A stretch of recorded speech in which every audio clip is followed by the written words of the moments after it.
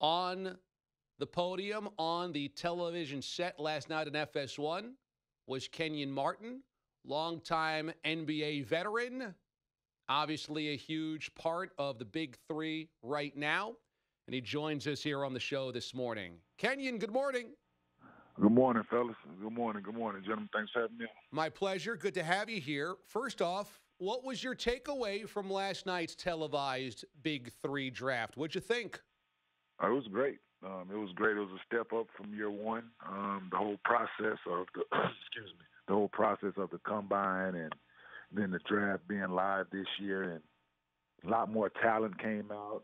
Guys displayed their skill set in the combine, and it made for an interesting draft. Some surprising picks, but some guys who put the work in that I thought would get picked as well. But it was a great day all around. Year one, Big Three, what was your most pleasant surprise? What did you see happen that maybe surprised you, or you just said, okay, that's something that I'm really feeling good about after year one?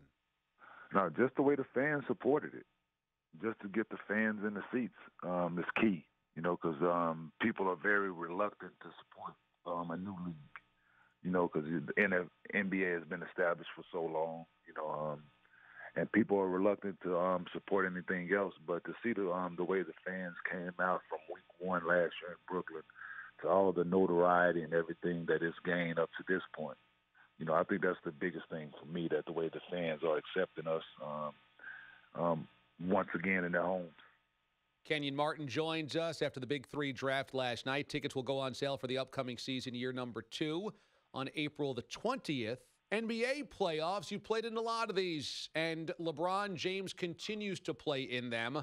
You had a really long career, but LeBron's career just seems to defying all odds.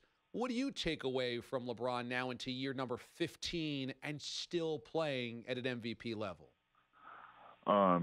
He's one of the all-time greats, and he's letting everybody know that now. Year 15, career highs across the board. Played in 82 games for the first time in his career. I think the rule changes have benefited him in a major way. The lack of contact and the lack of his body being beat up, I think has benefited him to go along with his athleticism and the way that he takes care of his body off the court.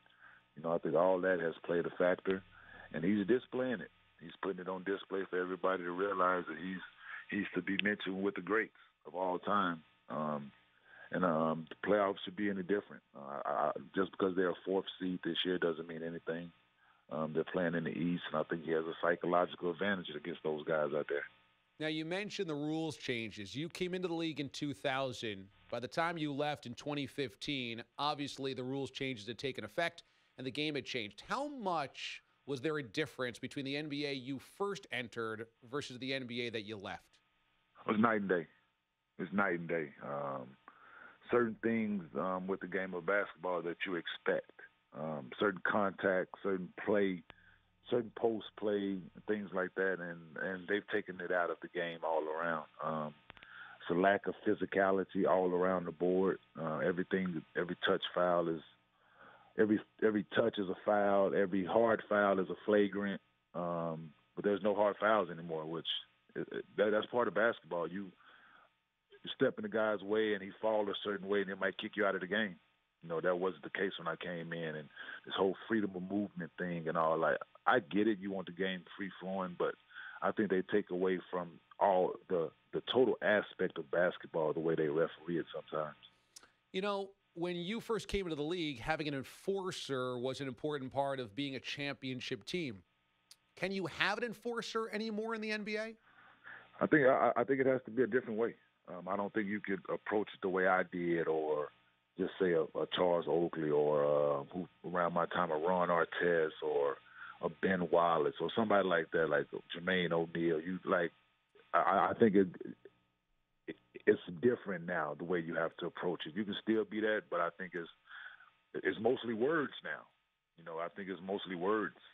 Guys do a good job at chirping, so now I think they've taken the play out and what everything is talked about now. I think the tough guys or the enforcers or the loud ones on the court now, instead of going to the basket and maybe giving a hard foul or something like that. I think it's talked about rather than action. Kenyon Martin is our guest here on the show ahead of the NBA playoffs. So did that change during your career? Like, could guys not get away with saying as much trash talk wise because there was a physical component that you would have to answer to? Was there maybe a different level of trash talk that ended up happening? Yeah, no, it was different. I was watching for free. Because at any given moment, somebody can go upside your head when you go into the basket. And they just get kicked out of that one game, and they be back the next game. But now you can't do that. Like, you do that, it's more big fines and all that. So guys have to, then guys was careful who they talk to crazy. You watch your mouth on certain guys because you know what they was about. It's not that fear anymore. That fear is not there because they all peers. They all the same age. They follow each other on Instagram, Twitter. They go out to eat together. Everything's a hug. Everybody's hugging before the game. Everybody's hugging after the game. So, I just see everybody's friends. So they watch who they talk to. Then they watch who they talk to a certain way. So nowadays it doesn't matter. But you definitely watched your mouth on who you was chirping to in my first 7, 8, 9 years in the league. Who was the one guy, the one top guy that you said, don't say the wrong thing to that dude because he is going to go psycho? Me. It's just the honest to God truth, man. And everybody knew it. I'm saying that's what it was with me. I didn't bother no. I didn't start it with nobody, but I played the game of basketball a certain way, but was willing to take it to the next step if I felt you got disrespectful out there. Let's keep the respect here. Let's play basketball hard. Let's compete. But if you take it to the next level, I'm always willing to do that. It felt like you and Bob Huggins had a common bond in that way. I mean, he's a guy also that speaks his mind, tough guy. If you want to brawl, I'm willing to brawl. Did you feel like you had a kindred spirit in Huggy Bear? Yeah, man, he was my guy. I tell everybody all the time. Cincinnati was the school, but I went to the University of Bob Huggins. Because that was I came out of high school that way, and I brought that to Cincinnati, that mentality, that no lose, ain't taking no stuff off of anybody, and if you want to knuckle up, we can do that. We can go in the room and brawl it out, and let's get that. But it all started with basketball, and we had the same mentality when it came to basketball. It's just that no holds barred mentality, that we're going to go out, we're going to compete at a high level, we're going to play hard each and every possession, and that's what Hugs appreciated about me, and that's what I appreciated about the way he coached the game. So it worked. Do you ever roll your eyes at Draymond Green because he talks a good game, but in today's NBA, he can't get smacked upside the head like you were talking about in your NBA career? Yeah, it probably would have been happened. He probably would have had a few fights up to this point. Some of the things. He's a Michigan kid. They're hard-nosed, but I just think he's the tough guy of the league now because he's the loudest, He's the loudest out there, and I just think he would have had a few more altercations up to this point had he came in late 90s, early 2000s. He would have had a few more altercations. Kenyon Martin's part of the Big Three. Last night they had their draft at FS1. That was cool to see for year number 2. Tickets for the Big Three go on sale April the 20th. That's coming up. The season tips off June the 22nd in Houston.